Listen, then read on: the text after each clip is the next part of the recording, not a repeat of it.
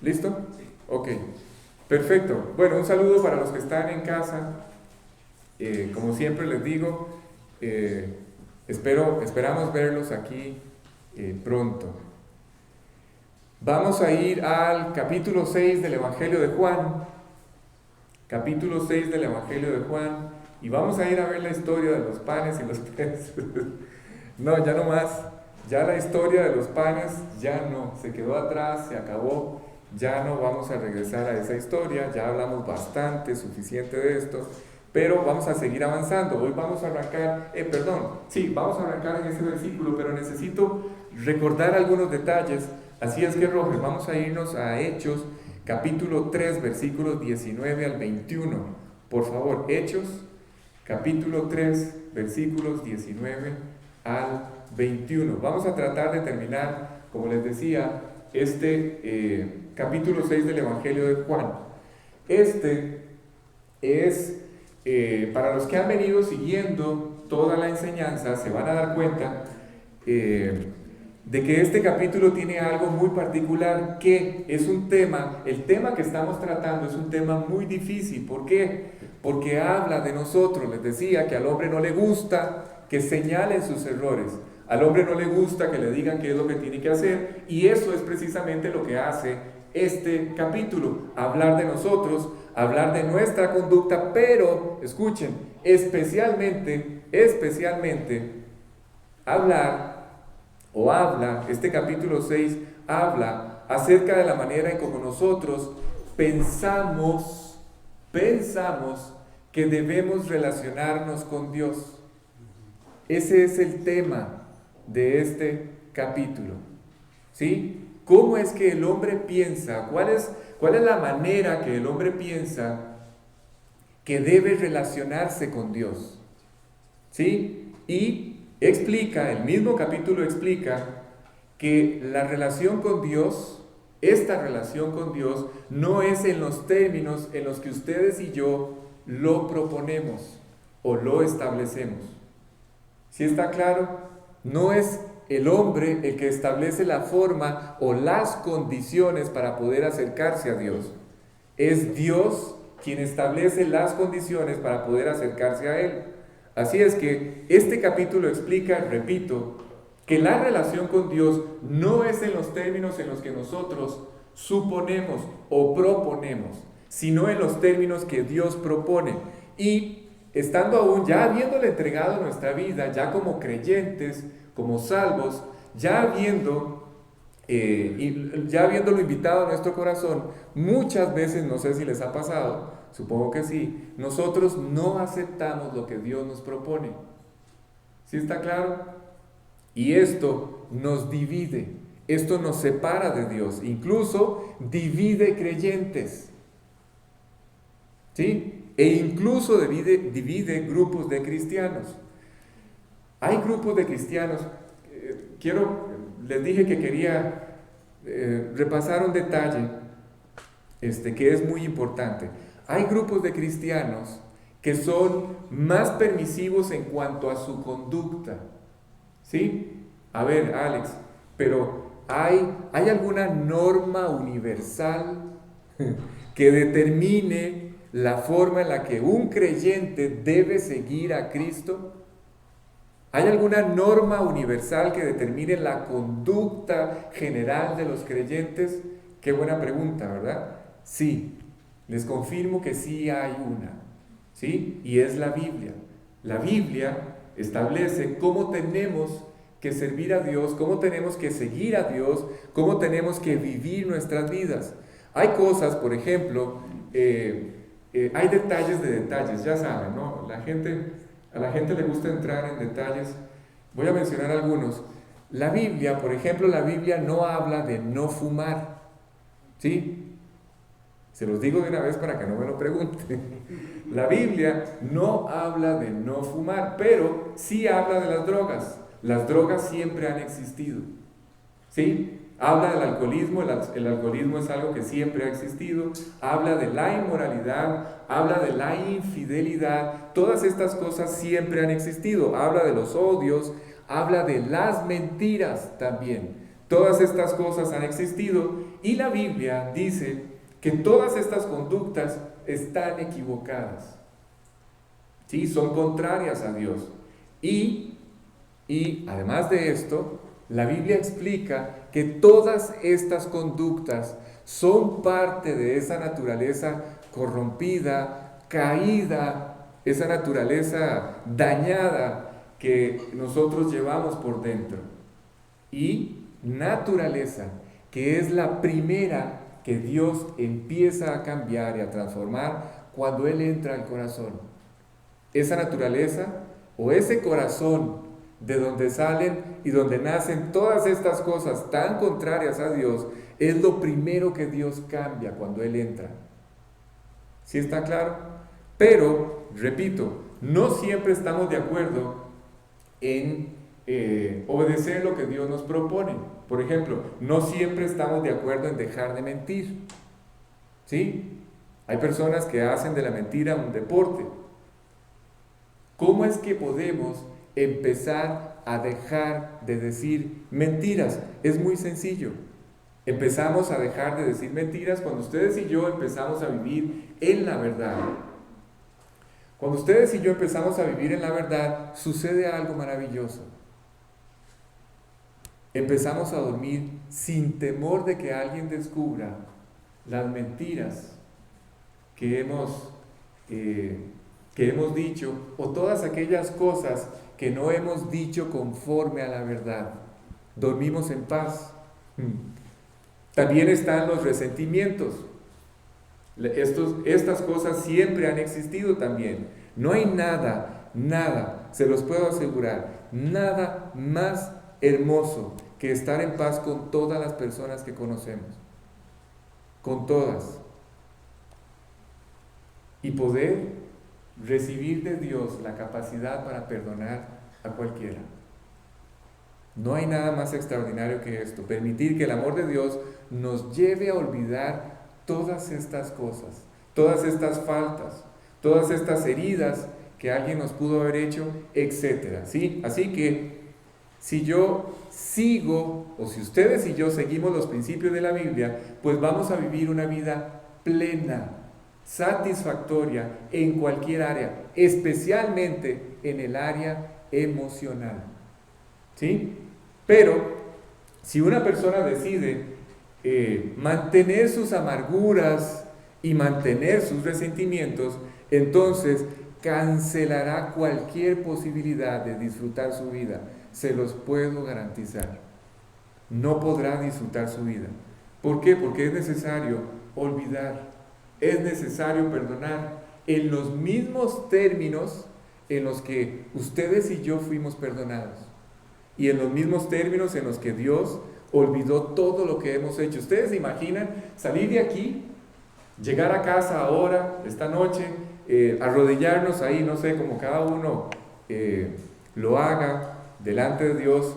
Yo procuro arrodillarme siempre, orar y decirle a Dios, o durante aquella oración, escuchar que Dios nos dijera: no puedo olvidar lo que hiciste hoy. ¿Se imaginan? Y que después de varios intentos de tratar de establecer esta comunicación con Dios, Él nos diga o nos recuerde no solamente lo que hicimos hoy, sino lo que hicimos ayer y antier, y lo que hicimos hace 10 años, los errores que cometimos. Si viviéramos así, escuchen, si así fuera Dios, nadie se acercaría a Él. Nadie. Absolutamente nadie. Pero lo más hermoso de esta relación que ahora tenemos con Dios es que cuando Dios nos pide, o cuando Dios se acerca a nosotros, o cuando Dios se acerca a nosotros, es para perdonarnos, es para limpiarnos, y es, escuchen, sobre todo esto, es para ayudarnos a cambiar la fuente de todas esas conductas equivocadas. ¿Oyeron? Yo no sé si esto les parece maravilloso, pero para mí esto es soñado. Que Dios me confirme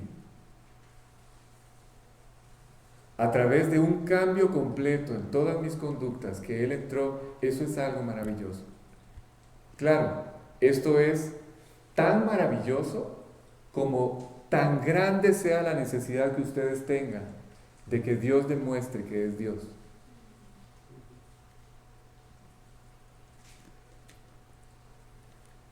En el momento en que ustedes y yo nos acercamos a Dios, aunque hayamos vivido mal o muy mal, vamos a decir, en el pasado, o incluso podamos estar cometiendo algunos errores en este momento, cuando ustedes y yo nos acercamos a Dios, tienen que estar seguros, absolutamente seguros, de que al acercarse a Dios no van a encontrarse con ningún reproche. De parte de Dios, ustedes y yo no vamos a encontrarnos con ningún reproche. Ahora, tengo que aclarar algo. Por supuesto que Dios no está de acuerdo en que vivamos mal. Eso es cierto y es sentido común. Pero la comunión con Él no será lo profunda que debe ser si mi vida no es una vida correcta. ¿Me oyeron? Esa relación no será tan profunda, tan cercana o tan íntima como debería ser si yo todavía retengo parte de mi voluntad. Y para eso es que Dios pone a nuestra disposición todo su poder, toda la gracia de Dios para poder vivir una vida victoriosa. ¿Oyeron? Y para poder abandonar todas estas cosas que nos afectan todos los días. Pero les recuerdo, y si quieren lo apuntan, entre Dios y ustedes, entre Dios y yo, o entre Dios y nosotros, ya no existe nada, absolutamente nada que nos pueda separar de Él, porque Cristo, al entrar a nuestro corazón, borró toda nuestra maldad para siempre. No solamente la que hicimos, sino la que vamos a hacer de aquí en adelante. Todo eso fue perdonado. Absolutamente, todo completo. Vean lo que dice Hechos 3:19. ¿Qué dice, Roger?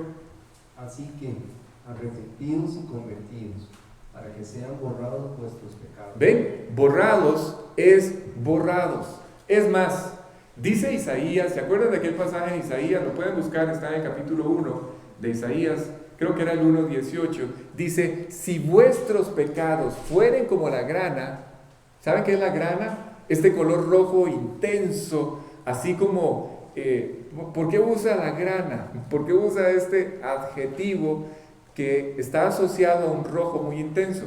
Porque es la única forma de describir la intensidad de la maldad que hay en nosotros. Dice, si vuestros pecados fueren como la grana, como la nieve serán emblanquecidos. Si fueren rojos como el carmesí, vendrán a ser como blanca lana. Cuando ustedes y yo aceptamos a Cristo en el corazón, cuando lo invitamos al corazón, así es como Dios nos ve, como blanca lana, como la nieve, limpios, aunque de vez en cuando yo me pueda sentir culpable por algo que recuerdo en mi pasado o incluso por un error que acabo de cometer. Es completamente normal, pero el punto es, el día en que aceptamos a Cristo fueron borrados todos nuestros pecados, todo lo que hicimos mal fue borrado de la mente y del corazón de Dios, y no solamente borra la deuda, sino que este pasaje dice, ¿qué dice la otra parte? El 20, ¿sí? Para que vengan de la presencia del Señor tiempos de refrigerio. Exacto. Dice este pasaje que cuando Él perdona, cuando Él entra al corazón y limpia y perdona, algo pasa.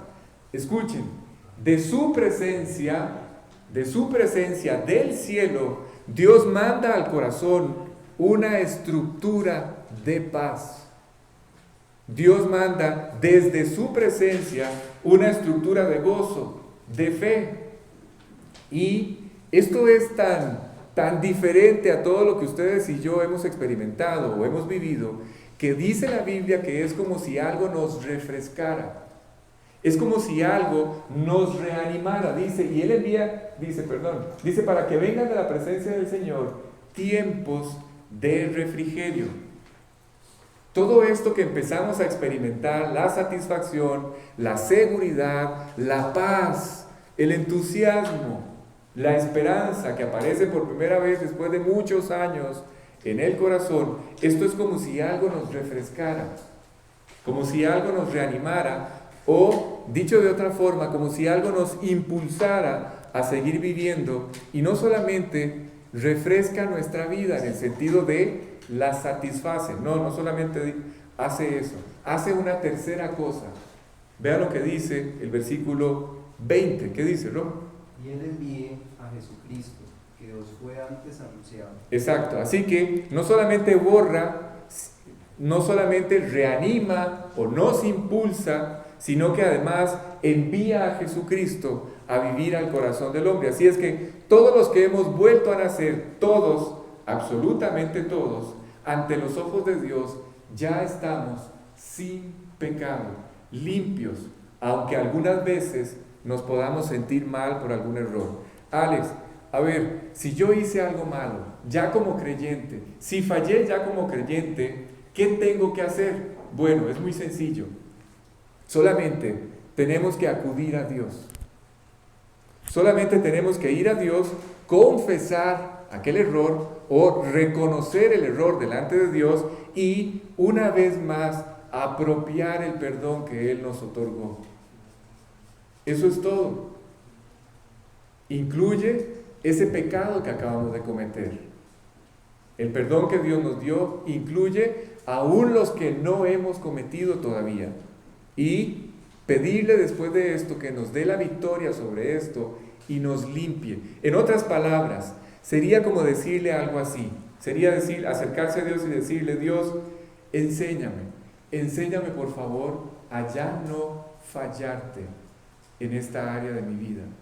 Dame una victoria completa sobre esto. Ayúdame a entender cómo dejar lo que está mal. ¿Saben? Yo he tenido en 20 años, desde que le entregué mi vida, han habido cientos de cosas, cientos de luchas batallas, cosas que Dios me ha invitado a abandonar y no ha sido a la primera que lo he querido hacer, pero si hay algo que les puedo confirmar es que Dios siempre ha puesto al alcance de mi mano todas las herramientas, todos los recursos para tener victoria sobre aquello. Toda la verdad, toda la enseñanza, todos los principios que yo necesité para salir adelante en un área de mi vida, todo me lo ha dado Dios, todo. No me ha quedado debiendo nada. Así es que eso es lo que tendríamos que hacer, reconocer nuestra falta y pedirle, ahora que ya hemos sido perdonados, que nos dé la victoria, solamente que nos dé la victoria en ese aspecto en el que estamos fallando. Ok, así que la Biblia entonces, ya me desvié, sí nos dice cómo tenemos que vivir, ¿sí? Y nos impulsa a vivir correctamente. Sí hay un estándar que todos los creyentes de cualquier iglesia deberían seguir y es el que marca o el que establece la Biblia. Pero hay algo que es una enorme verdad. Y yo no sé si a ustedes esto los tranquiliza, a mí sí. ¿Saben qué? Dios no espera que yo viva perfecto. Es más, Dios ni siquiera me demanda perfección. A sus hijos, Dios no les demanda perfección. ¿Sabían eso? Dios demanda de sus hijos el que estén irreprensibles. Pero irreprensible es diferente de perfección. Perfección deja fuera el error. No hay espacio para el error. Irreprensible sí incluye los errores, pero es una persona que se equivoca e inmediatamente arregla delante de Dios, confiesa, reconoce su error y lo abandona. Esa es una persona o un creyente irreprensible. Así es que Él no espera que ustedes y yo vivamos así. Espera solamente que lo dejemos hacerlo a Él. Que Él haga este proyecto en nuestro corazón. Para eso entró, ¿cierto? Ok, entonces, volvamos ahora sí, Evangelio de Juan, capítulo 6. Terminamos la semana anterior viendo La gran diferencia que hay en la manera de escuchar, no escuchar, la manera de recibir la palabra de Dios. ¿Sí? Vuelvo y repito, la semana anterior quedamos, les planteé o les hablé acerca de esta diferencia que hay entre aquel auditorio que se dividió en dos partes, porque simplemente recibieron la palabra de Dios de dos formas diferentes. Aquello que Jesús les está diciendo, aquella explicación o aquella enseñanza que Jesús les está dando, este auditorio la recibió de dos formas diferentes. Vamos a ver a un auditorio que está escuchando la palabra de Dios y unos la van a ver de una forma y otros de otra. La gran mayoría, escuchen, la gran mayoría, lamentablemente, por desgracia, la vio como algo muy duro. Dice, al oírlas, muchos de sus discípulos dijeron, dura es esta palabra, ¿quién la puede oír? Ve, una parte de aquel auditorio recibió estas palabras como algo muy duro, como algo, escuchen, difícil de aceptar. Cuando se usa la palabra duro en este pasaje, se refiere a algo que es difícil de aceptar. ¿Sí? Y solamente un pequeño grupo de todo aquel auditorio lo vio como algo maravilloso. ¿Sí? Como la única y maravillosa opción que puede tener el hombre en la vida. ¿Sí? Esta es la manera, entonces, como este grupo o este auditorio que Jesús tiene en este momento se divide en aquella sinagoga en Capernaum. Recuerden, todavía no hemos salido de la sinagoga en Capernaum. Estamos a punto de salir. Creo que vamos a salir hoy. Vamos a ver, cuando Jesús terminó de explicar todo esto. ¿Explicar qué? ¿Qué es lo que Él está explicando? Bueno, vamos a retomar algunas cosas. Cuando ustedes y yo invitamos a Cristo al corazón, Él tiene que ser completamente asimilado. ¿Sí? Voy a empezar a partir de este momento a usar un concepto. Si le prestan atención, van a lograr entender toda la enseñanza. Si se pierden con este concepto, ya no van a lograr entender nada. ¿Sí? Voy a empezar a hablar de asimilar las palabras de Dios. ¿Sí? Cuando ustedes y yo, repito, invitamos en aquel momento, en mi caso hace 20 años ya, invitamos a Cristo al corazón, empezamos a asimilar a Dios. Empezamos a asimilar sus palabras, es decir, su vida, la vida de Jesús, yo la tengo que empezar a asimilar. Lo que Él es, tengo que empezarlo a asimilar. Él tiene que ser asimilado en nuestra vida de la misma forma en la que ustedes y yo asimilamos el alimento. ¿Sí está claro? A ver, cuando ustedes y yo tomamos el alimento, nuestro cuerpo o nuestro organismo, todo lo que necesita nuestro cuerpo, Él lo toma del alimento, de lo que ustedes comen y beben. Todo lo que nuestro organismo necesita para convertirlo, por ejemplo, en la estructura de nuestros huesos o de nuestros músculos o la piel, todo lo que somos, todo esto, la fuente de energía de nuestro cuerpo se obtiene de lo que ingerimos. ¿Sí? Repito, la fuente de energía de nuestro cuerpo, lo que impulsa a nuestro cuerpo a vivir, a desarrollarse, a crecer, a madurar, se encuentra en el alimento que ingerimos.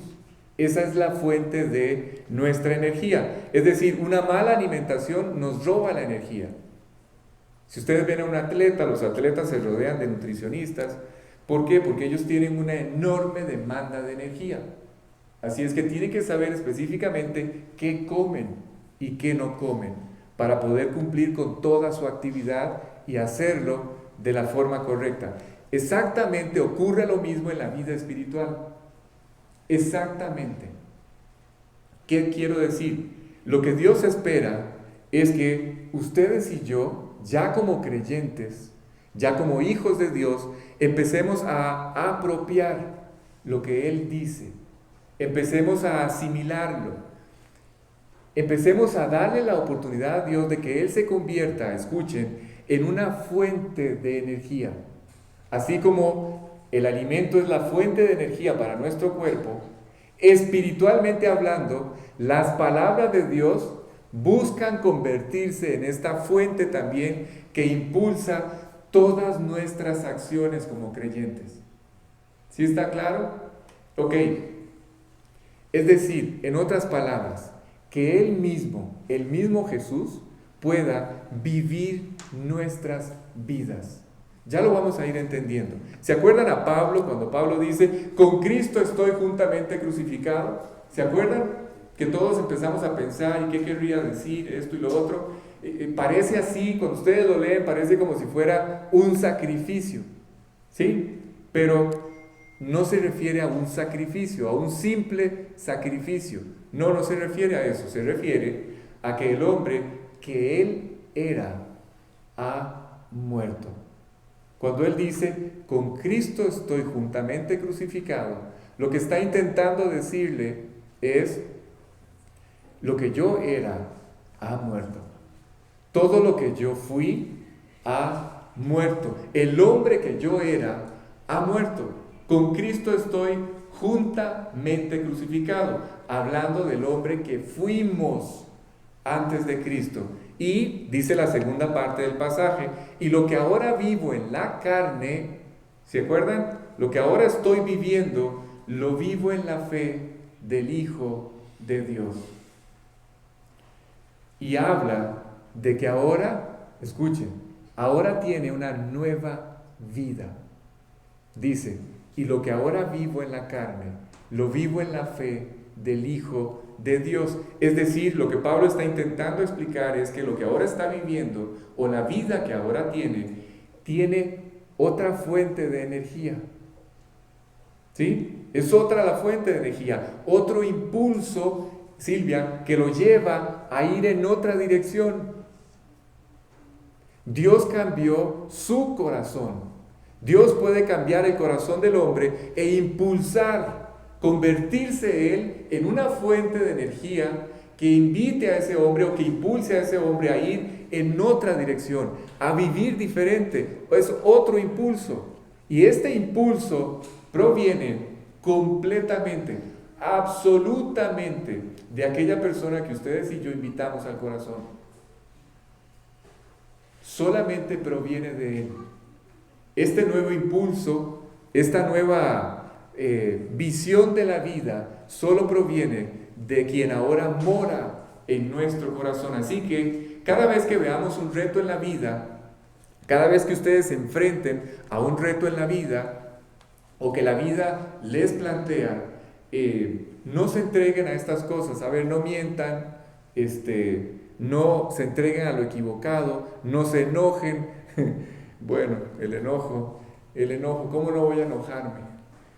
Ok, el enojarse es de las cosas más fáciles en la vida. Estamos tan acostumbrados a enojarnos que ya lo vemos como parte de nuestra naturaleza. O sea, sin el enojo no vivimos, sin el enojo no subsistimos. Cualquier cosa nos puede hacer que nos enojemos. No salieron las cosas como ustedes y yo planeamos e inmediatamente nos alteramos. Bueno, Dios, escuchen, Dios no espera que ustedes y yo lo hagamos, pero sí espera que hagamos algo. Y vuelvo al concepto. Dios sí espera que yo asimile a Dios. Dios sí espera que yo asimile sus palabras y que le permita a Él producir en nosotros toda la paz que ustedes y yo necesitamos para ya no reaccionar ante aquellas cosas que nos hacen reaccionar mal, para ya no volver a reaccionar mal, para ya no volver a reaccionar de una forma equivocada o de una forma agresiva. Así es que esto es exactamente lo que Dios quiere cambiar. Quiere cambiar ese corazón y eso lo va a cambiar la única persona que puede hacerlo. La única persona que es perfecta en cuanto a la paz. Se llama Jesucristo. ¿Sí? Y es quien hoy mora en nuestro corazón. Así es que lo que intento decir con esto, imagínense, apenas estamos en el versículo 1 y nos quedan unos minutos. Ok, ¿qué es lo que Jesús está intentando enseñarles? Es esto. Dios lo que les está intentando explicar es cómo tienen que vivir. Lo que Jesús allí en la sinagoga les está intentando decir es cómo tienen que vivir sus vidas. Y esta lección ahí, en Capernaum, esta expresión, esta forma de decirlo, resultó poco popular. No les gustó. ¿A qué? Que Cristo fuera la vida de ellos. A ellos no les gustó. A ellos les pareció duro. ¿Por qué? Porque la mayoría de las personas, la mayoría de los hombres, nos incluimos ya ahora nosotros como creyentes, queremos seguir siendo dueños de nuestra vida. No queremos que alguien nos diga cómo tenemos que vivir nuestra vida. No queremos perder el control de nuestra vida. ¿Sí? ¿Por qué? Porque queremos hacer siempre lo que queremos, cuando queremos y cómo queremos. ¿Sí? Eso les confirma que ustedes y yo no queremos perder el control de nuestra vida. Y Jesús es precisamente lo que les está diciendo, que Él tenía que convertirse en sus vidas. Y cuando escucharon aquello, ya no les gustó, porque ellos querían seguir haciendo lo que quisieran, cuando quisieran, sin consultar con nadie. Y esto es así, ¿sí? No querían perder el control. Y entonces, cuando ustedes y yo, hay algo que pasa, escuchen, porque esto es verdaderamente dramático. Cuando el hombre no quiere perder el control, entonces ustedes y yo empezamos a hacer ciertas reservas de nuestra vida. ¿Sí me explico? Cuando ustedes no quieren entregar sus voluntades, ustedes se reservan parte de su voluntad. No dejan trabajar a Dios en el corazón, no dejan entrar en aquellas áreas que nos están trayendo problemas, no queremos perder el control, y estas reservas que le impiden a Dios trabajar en algunas áreas de nuestra vida, empiezan a provocarnos problemas, enormes problemas. Empezamos a tratar de ser lo que nunca vamos a poder ser en nuestras fuerzas. A ver si me explico. Empezamos a tratar de ser buenos cristianos. Empezamos a tratar en nuestras fuerzas, patrocinados por nuestro propio esfuerzo, vivir una vida que en nuestras fuerzas no es posible vivir. Nosotros no podemos ser buenos cristianos o cristianos correctos en nuestras fuerzas. No se puede, no es posible. Si Cristo no logra conquistar nuestra voluntad, esto nunca será posible. Él nunca, escuchen, nunca podrá producir la vida de Él en nosotros. Nunca. ¿Sí? Y entonces es cuando aparecen las dificultades, es cuando aparece la frustración y es cuando me empiezo a decepcionar. ¿Saben por qué nos decepcionamos ya como creyentes? ¿Saben por qué? Porque perdemos un detalle que es vital y muy importante. Perdemos el gozo. Dejamos de disfrutar nuestra vida. Nos decepcionamos. Aquel gozo, sí, aquel gozo que ustedes aquí sentados posiblemente escucharon que Dios les podría dar. El gozo de la vida cristiana que me dijeron que iba a tener en el momento en que yo invitara a Jesús al corazón. Lo pierdo y me frustro. No lo estoy viendo, no lo estoy viviendo. ¿Qué pasó con eso? ¿Por qué? ¿Por qué lo perdí? Porque ustedes y yo mantenemos nuestras reservas. No le dejamos a Dios conquistar nuestra voluntad, hacer lo que Él quiera, y especialmente en las decisiones importantes de nuestra vida, no lo dejamos hacer nada. Qué curioso, ¿verdad? ¿No les parece curioso? Cuando ustedes y yo tenemos que tomar decisiones muy importantes, por ejemplo, qué vamos a estudiar, dónde vamos a vivir, con quién nos vamos a casar, etcétera, todo este tipo de cosas, justamente es en ese momento cuando ustedes y yo nos volvemos dueños de nuestra voluntad y sacamos a Dios de ese proyecto o de esa decisión. ¿Por qué? Porque sabemos que si dejamos a Dios intervenir, posiblemente, quizás, Él no esté de acuerdo con lo que yo quiero. ¿Sí?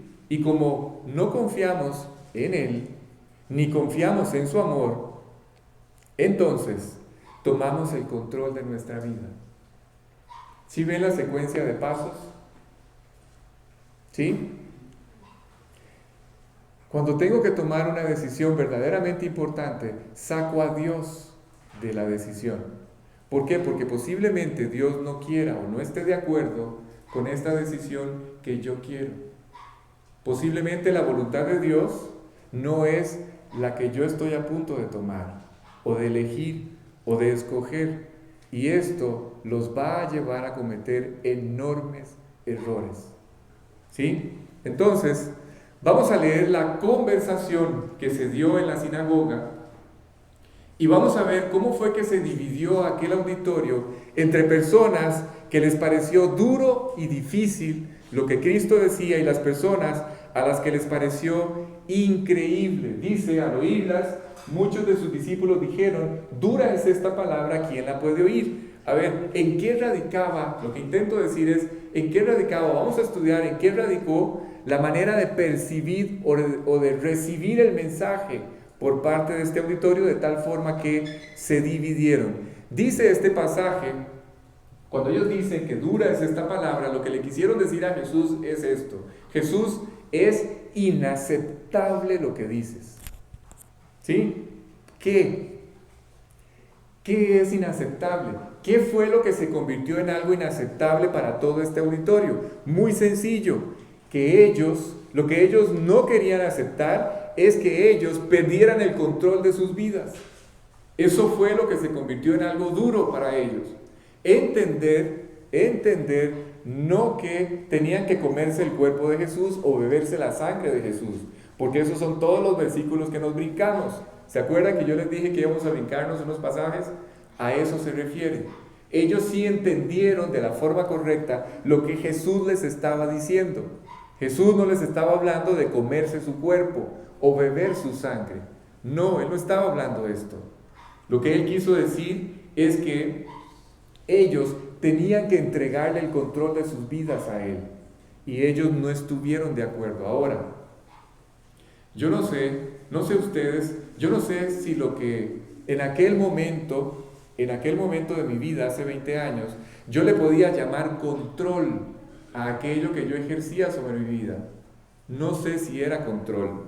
Si ustedes nos examinan, si todos nos examinamos, lo único que no hemos tenido en la vida posiblemente sea control. ¿Sí? En realidad, creo que el aspecto que más define hoy la humanidad completa es esto que acabamos de decir. Somos seres sin control o sin controles. Y me refiero a que no tenemos el control que deberíamos de tener de nuestras vidas. ¿Sí está claro? No, por lo menos el que deberíamos tener.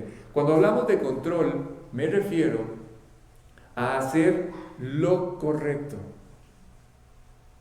¿Sí? A hacer lo correcto. No dejarnos llevar por nuestras pasiones, por nuestros deseos, por nuestras emociones, por nuestras codicias. A eso me refiero. No dejarnos llevar por nuestras tendencias y debilidades. El hombre no tiene control sobre su naturaleza corrompida. No lo tiene. Lo perdió. Desde el momento en que rompe con Dios, pierde esto. Ok, el control es algo fundamental en la vida del hombre. Y hoy es de lo más extraño que existe. Hoy está en peligro de extinción. Una persona que tenga el control de sí mismo es algo muy raro. En realidad no hay nadie que tenga control de sí mismo, pero, escuchen, porque aquí interviene Dios, sí hay personas que por primera vez empiezan a experimentar este control. ¿Cuándo? cuando Dios interviene en sus vidas. Ese es el momento en el que por primera vez empiezan a experimentar control. Y estos hombres, este auditorio delante del cual está Jesús, declararon que la palabra de Jesús no era solamente dura, sino imposible de seguir. ¿Oyeron? Y entonces, adivinen qué decidieron. Decidieron abandonarlo. ¿Sí? Les dije que íbamos a llegar a un punto en donde todas estas personas, 150, 200 personas que estaban en esta sinagoga, iban finalmente a abandonar a Jesús. Y estamos precisamente en ese punto. Pero antes de que lo abandonen, Jesús les dijo que estaban a punto de cometer un error terrible en sus vidas. Cuando ustedes y yo, ¿a qué me refiero? Cuando ustedes y yo dejamos fuera de nuestra vida a aquel que invitamos a nuestro corazón, cuando ustedes y yo no le dejamos conducir a Dios nuestra vida, no nos damos cuenta, pero vamos directo a caer en muchos problemas. ¿Sí? Definitivamente, sin duda alguna, nos vamos a descubrir en enormes problemas cuando no es Cristo quien guía nuestra vida. Tengan la plena seguridad de que así será. ¿Sí? Vamos a tener problemas si no vamos a dejar a Cristo conducir nuestra vida y guiarnos hacia lo que Él tiene preparado para nosotros. Así es que antes de que lo abandonaran, Jesús les contestó, versículo 61. ¿Qué dice? ¿Sirve? ¿O lo leo yo? ¿Sí? Ok, dice, sabiendo Jesús en sí mismo que sus discípulos murmuraban, o sea, aún los mismos discípulos murmuraban, estoy en el versículo 61, murmuraban de esto, les dijo, ¿esto os ofende? Esto quiere decir que primero no expresaron, porque lo estaban murmurando, estaban escuchando aquella maravillosa invitación de dejar a Cristo tomar el control de sus vidas por completo, que lo hicieran una parte absoluta de ellos o que lo asimilaran, ¿sí? Y ellos empezaron a cavilar en sus corazones que lo que Él les estaba proponiendo no lo iban a aceptar de ninguna manera. ¿Sí está claro? Así es que Jesús, conociendo de antemano sus pensamientos, porque quiero decirles algo, y precisamente oré esta noche al empezar la reunión de esta forma por esto, porque Cristo, Dios conoce la vida de todos ustedes como nadie. A veces yo sé que cuesta creer esto, pero Él nos conoce nuestra vida como nadie. Si Él entrara a esta reunión en este momento, a cada uno de nosotros nos llamaría por nuestro nombre. A cada uno. A todos nos conoce, sabe perfectamente nuestras vidas. Él es Dios, Él es el creador del universo, Él tiene conocimiento absoluto de todo lo que existe. Sabe lo que pensamos, pero especialmente sabe lo que necesitamos, no lo que queremos. Yo les puedo dar una hojita en este momento y todos me pueden apuntar lo que quieren, pero posiblemente no sea lo que ustedes necesitan. Él sí sabe lo que ustedes y yo necesitamos, no lo que queremos.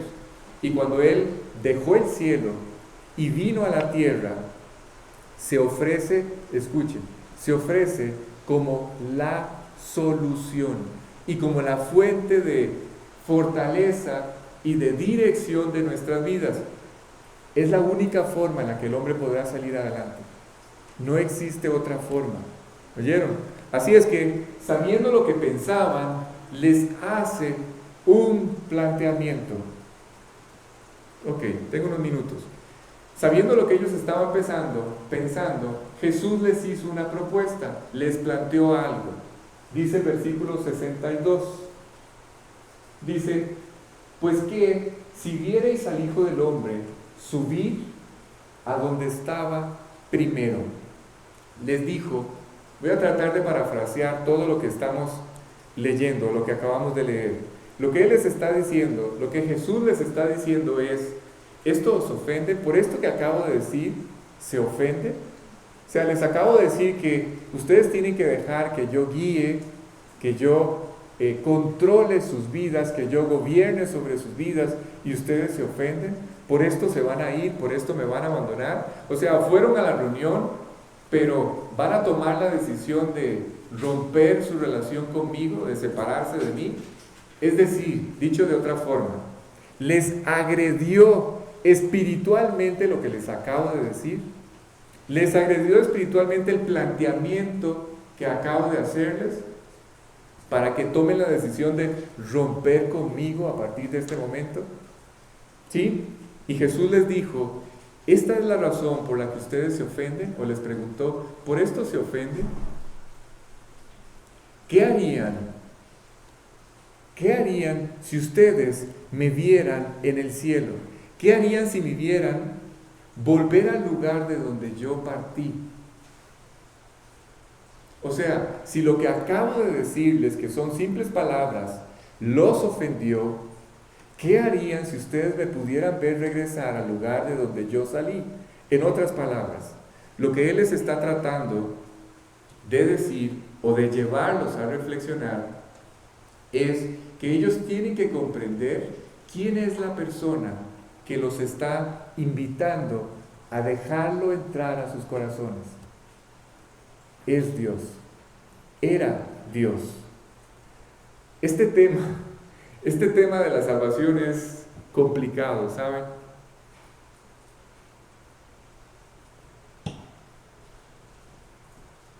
Cuando hablamos de salvar o de la salvación del hombre, es un tema sorprendente. Yo no sé si ustedes se han fijado, ya tengo 20 años de estar haciendo esto, pero no sé si se han fijado, algunos, espero que la mayoría de ustedes, nos pasamos una buena parte de nuestra vida, de una forma u otra, tratando de rogarle a todos los hombres, por lo menos aquellos con quienes nos topamos, que se den solamente una oportunidad, la oportunidad de escuchar el Evangelio, la oportunidad de escuchar las palabras de Dios. Casi es un ruego esto, casi un ruego, casi una súplica. Cuando a mí me hablaron de Cristo, me dijeron que todo lo que yo había creído durante 26 años de mi vida, todo lo que yo había creído estaba equivocado. Y la verdad, bueno, en aquel momento, y supongo que a ustedes les pasó lo mismo, en aquel momento yo no tuve ningún problema en aceptar que estaba equivocado, porque yo sabía que era la verdad. Mi vida me lo podía confirmar. Podemos llegar, ustedes pueden salir hoy de esta reunión, llegar a sus casas completamente convencidos de lo que oyeron, pero no convertidos. ¿Oyeron? Es una enorme diferencia. ¿De qué es de lo que tenemos que estar convencidos, Alex? Bueno, de varias cosas. Primero, de que estamos viviendo mal, o de que estás viviendo mal. Convencidos como nunca de que Cristo no está en su corazón. Como nunca. Y convencidos de que no podemos cambiar nuestra vida por nosotros mismos. ¿Sí? Ustedes pueden llegar, repito, a sus casas hoy convencidos de todas estas cosas, pero no convertidos. Así es que si hay algo que llama la atención, es que siempre le tenemos que suplicar a las personas que escuchen, que presten atención. No somos fáciles, los hombres no son fáciles.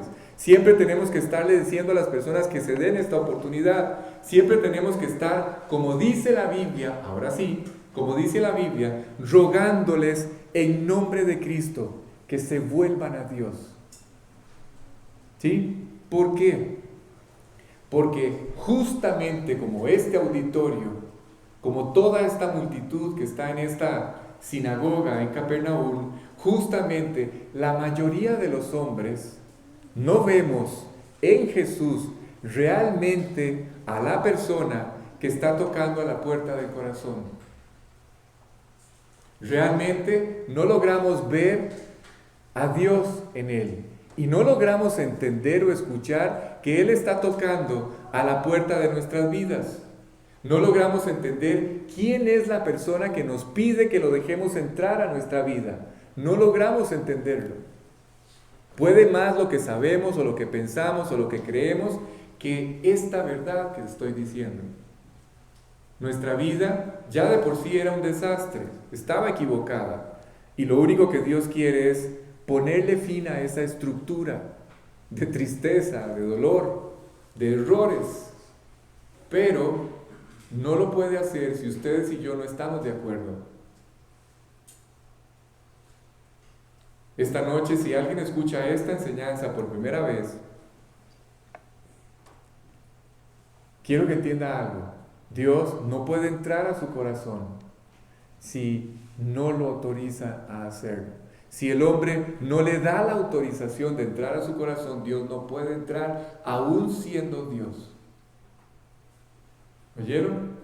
¿Por qué? Por una razón muy sencilla, porque Dios nos hizo libres para decidir. No somos las mascotas de Dios. Dios hizo al hombre con una voluntad propia para decidir. Por eso, cuando vemos a Dios acercándose a la vida de un hombre, Dios empieza Silvia, ahora sí, Dios invita a ese hombre a escuchar. Y Dios tiene que decirte cuándo ellos deben escuchar, guiarte para saber cuándo deben escuchar. Pero vemos, cuando Dios empieza a acercar a la vida del hombre, vemos que Dios lo invita a escuchar, vemos que Dios toca la puerta del corazón, vemos que Dios lo invita a abrir la puerta de su corazón. De alguna manera, de una forma u otra, vemos a Dios generando un ruego, una súplica, para que nosotros podamos darnos esta oportunidad de escucharlo, tocando a la puerta de nuestro corazón. Hoy, yo no sé, me dirijo a los que ya son creyentes, no sé si les asusta pensar en esto, pero a mí sí me asusta. Me asusta pensar que yo pude haberme muerto y abrir mis ojos inmediatamente en el infierno, por toda la eternidad. Me asusta pensar que viví al filo de un destino eterno tan terrible, ¿sí? Ni hablar ya de lo terrible que pudo haber sido vivir el resto de mi vida sin Él, de esta vida sin Él. Pero morir y partir al infierno es algo de lo cual por toda la eternidad nos arrepentiremos, por toda la eternidad. Pero será demasiado tarde, ya será tarde. Yo no sé dónde estaría mi vida si es que todavía estaría aquí. ¿Sí? Posiblemente estaría hecha a pedazos, estaría en el mismo lugar o peor aún, en el que se encuentran muchos de mis amigos que no aceptaron a Cristo. Tengo un amigo muy querido, que hoy está en máxima seguridad en una de las prisiones más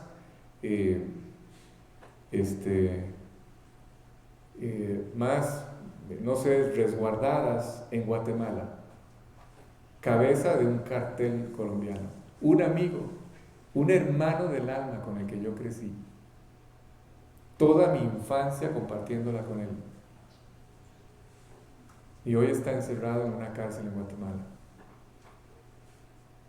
Así es que posiblemente yo estaría con él o en una condición peor a la que él. Las únicas vidas que yo he visto salir adelante son aquellas que he visto que le han entregado sus vidas a Cristo. Son las únicas que yo he visto salir adelante. Las demás han ido de fracaso en fracaso, de tumbo en tumbo, como dice un amigo. Bueno, el hecho es que Dios, cuando nos llama, cuando Dios se acerca a la vida del hombre y lo llama, nunca entendemos, el hombre no entiende esto. El hombre no entiende quién es la persona con la que está tratando, quién es el que se acerca a su vida y toca la puerta de su corazón. El hombre no lo entiende, no entiende la magnitud de esta decisión, no lo podemos entender. Jesús les dijo, ¿esto les sorprende?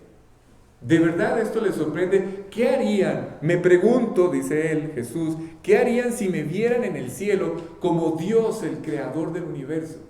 Ahorita me ven como un hombre, Como un hombre que simplemente les está diciendo unas palabritas que los está incomodando. Pero ustedes se han puesto a pensar, ¿qué pasaría si ustedes me vieran como Dios creador, como el soberano del universo, como el creador de todas las cosas? ¿Cómo reaccionarían entonces?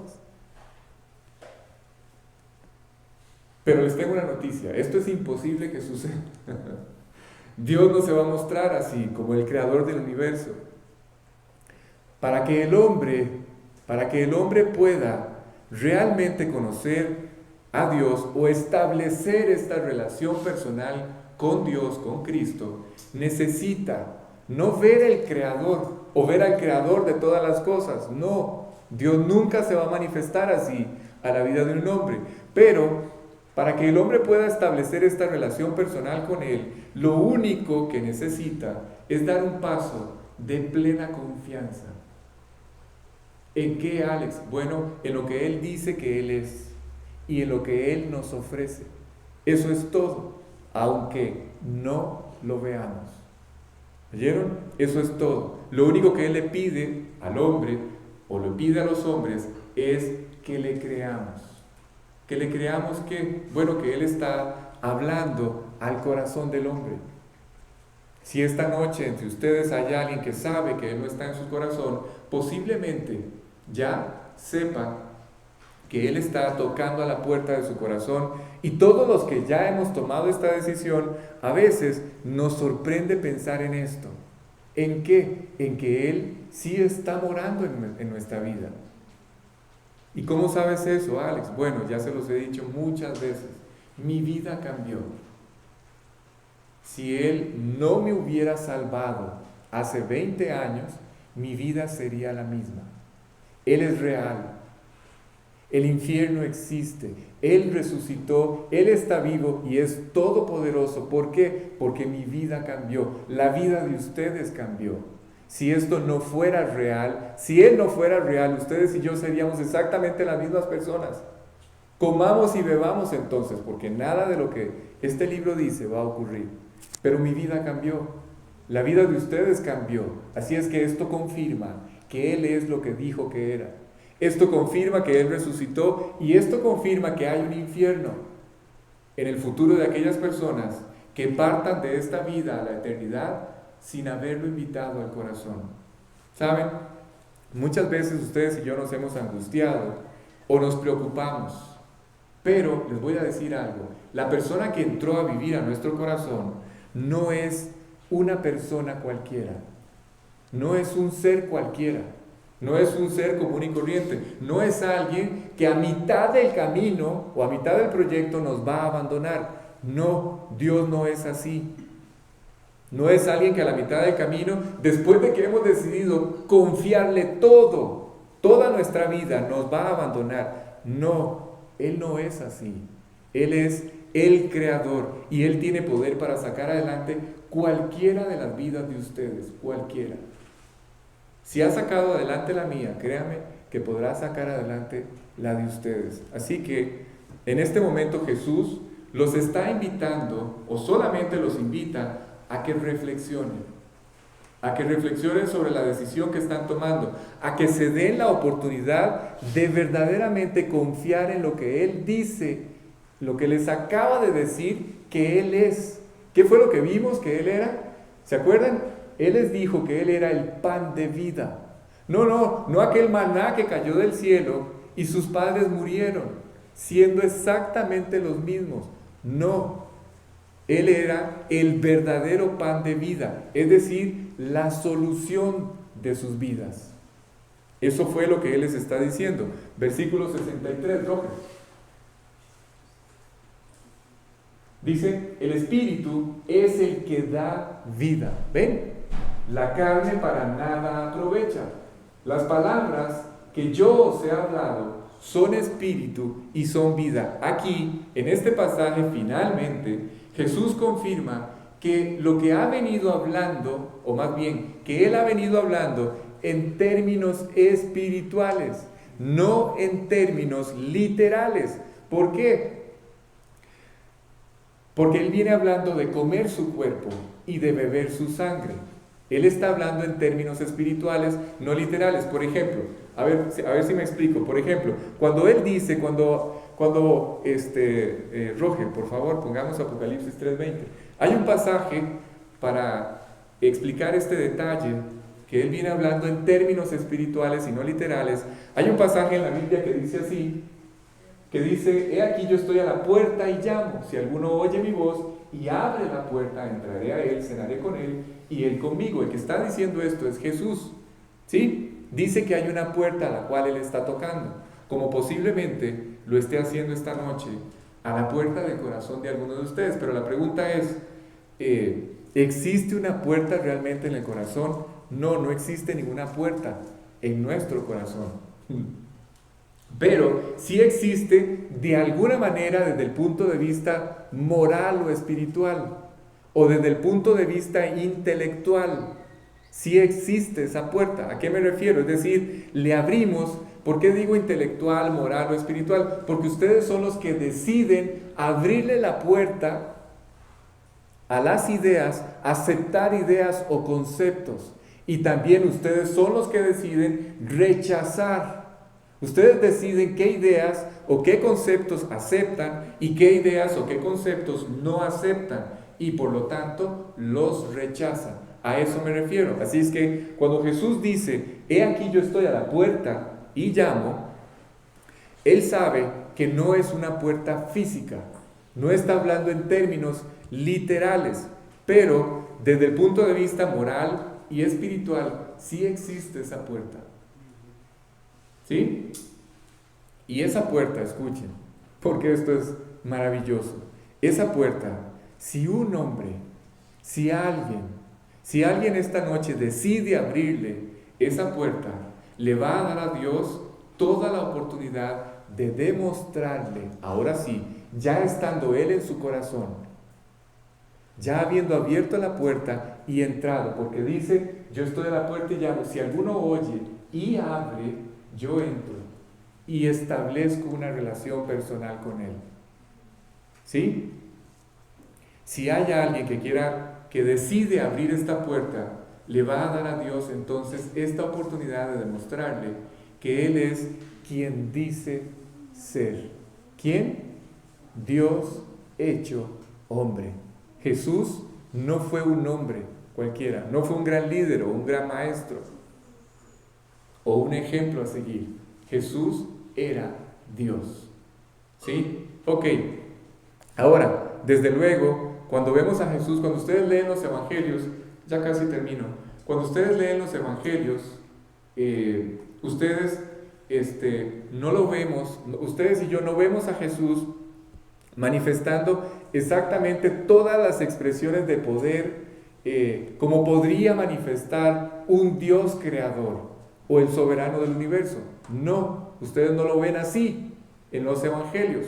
No, ustedes lo ven resucitando muertos, lo ven sanando enfermos, caminando sobre el mar, multiplicando los panes, etcétera, este tipo de milagros. Pero todas estas expresiones eran con un solo propósito, buscaban algo, simplemente confirmar que Él era Dios. Eso es todo. ¿Sí? Pero todavía ustedes y yo no lo hemos visto en su máxima expresión. Todavía ustedes y yo no lo hemos visto como Dios creador. ¿Oyeron? Todavía no lo vemos así. En este momento, Él, Dios, no interviene en la vida de los hombres como Dios creador. No. En este tiempo, este es un tiempo para el hombre de arrepentimiento. Así es que Dios, la única cosa para la cual Él interviene en la vida del hombre es para salvar el alma del hombre. No es para mostrarle que Él es Dios creador, ¿sí? Pero sí llegará el día. Sí llegará un día en el que todos ustedes y yo lo vamos a conocer como realmente es. Lo vamos a ver como Dios, el creador de todas las cosas, como el Todopoderoso, capaz de hacer todo lo que Él ha planeado hacer, no solamente fuera de nosotros, sino dentro de nosotros. Así que en esta parte estamos hablando, Jesús está hablando de que el hombre tiene que tomar una decisión. Y tiene que confiar en sus palabras. ¿Sí? Voy a terminar aquí diciéndoles esto. En este punto de la historia, ¿sí? Lo que Jesús está intentando decirles a esta multitud es: ustedes tienen que tomar una decisión, tienen que confiar en mis palabras. Estas palabras no solamente hablan de cosas espirituales, escuchen, porque es muy sutil la enseñanza.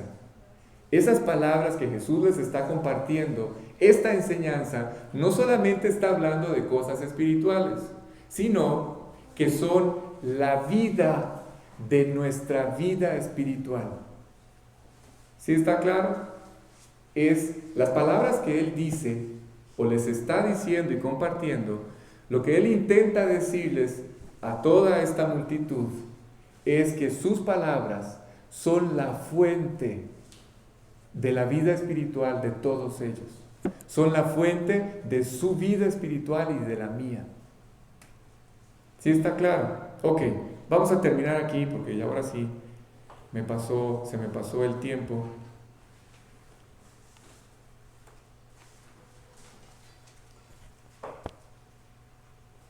Vamos a cerrar nuestros ojos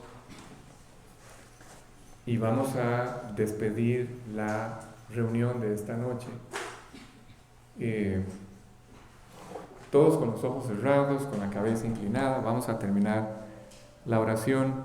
Quisiera nada más, todos manténganse con sus ojos cerrados.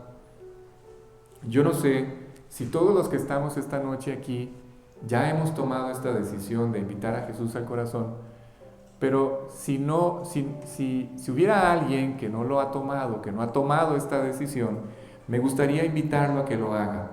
Es muy sencillo. Solamente tiene que repetir una oración.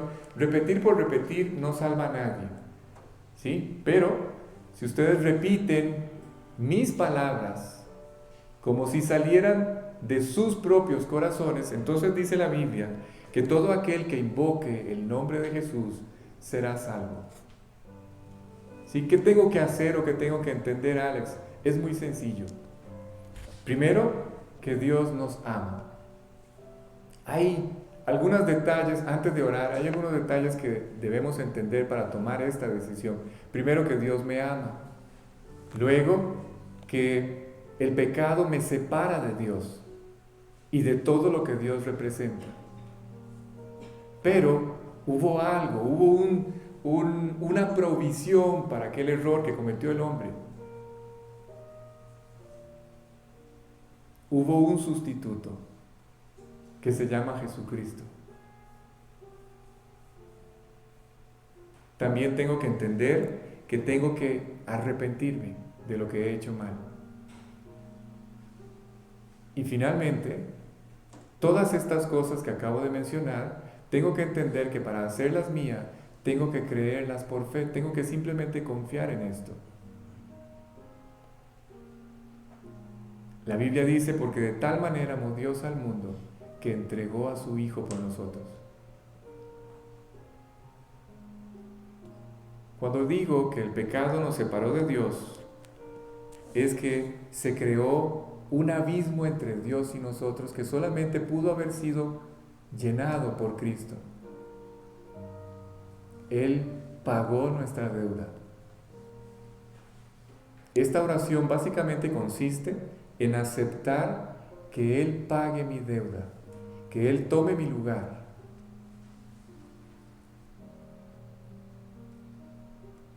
Para que yo no tenga que pagarlo. Es como si fuéramos a un juicio esta noche, al juicio donde se va a juzgar mi propia maldad. Y en ese juicio, estando sentado allí en el juicio, yo veo como otro sale y toma mi lugar y es castigado por mí. Él paga mi deuda. Y simplemente por haber asistido a ese juicio, la única sentencia posible, si hoy a través de esta oración vas hasta este momento en la cruz del Calvario, si hoy decides comparecer delante de este juicio y aceptar y reconocer que Él es culpable, sin duda alguna la única sentencia posible será el perdón. Pero tienes que reconocer que eres culpable, que has pecado. Así es que quien quiera tomar esta decisión, solamente repita conmigo estas palabras. No tiene que hacerlo en voz alta, lo puede hacer en voz baja. Repita conmigo estas palabras, invitando a Jesús al corazón. Vamos a orar. Señor Jesús, gracias por esta noche. Gracias por lo que me permitiste entender. Hoy entiendo que tú me amas. No solamente quieres cambiar mi vida para siempre, quieres llevarme al cielo contigo. Quieres evitar que yo sufra el infierno. Y por eso pagaste en aquella cruz. Por eso llevaste toda mi maldad sobre ti en aquella cruz. Por eso tomaste mi lugar, sufriste mi castigo. Fuiste mi sustituto. Tú eras inocente y fuiste tratado como un culpable, solamente para que yo, siendo culpable, fuera tratado como un inocente. Hoy reconozco que el verdadero culpable era yo. El verdadero culpable soy yo. El verdadero pecador soy yo. Tú eras inocente, tú nunca pecaste. Y quiero pedirte perdón. Me arrepiento de todo lo que he hecho. Me arrepiento de la forma en la que he vivido y te pido perdón. Acepto el perdón que tú lograste por mí en aquella cruz. Y te abro la puerta de mi corazón y te pido que entres y que me salves. Hoy creo con todas mis fuerzas que tú, Señor Jesús, estás vivo y que quieres entrar a mi corazón, al corazón de todos los hombres, al corazón de aquella persona que crea que te necesita. Y hoy yo creo que te necesito. Así es que, Señor Jesús, entra en mi vida y sálvame. Rescata mi vida, cámbiala. Confírmame que tú entraste, cambiando mi vida. Te pido todas estas cosas en el nombre de Jesús, nombre de quien ahora es mi Salvador personal y de quien espero se convierta en mi Señor personal también, en el nombre de Jesús. Amén. Bien, quien haya tomado esta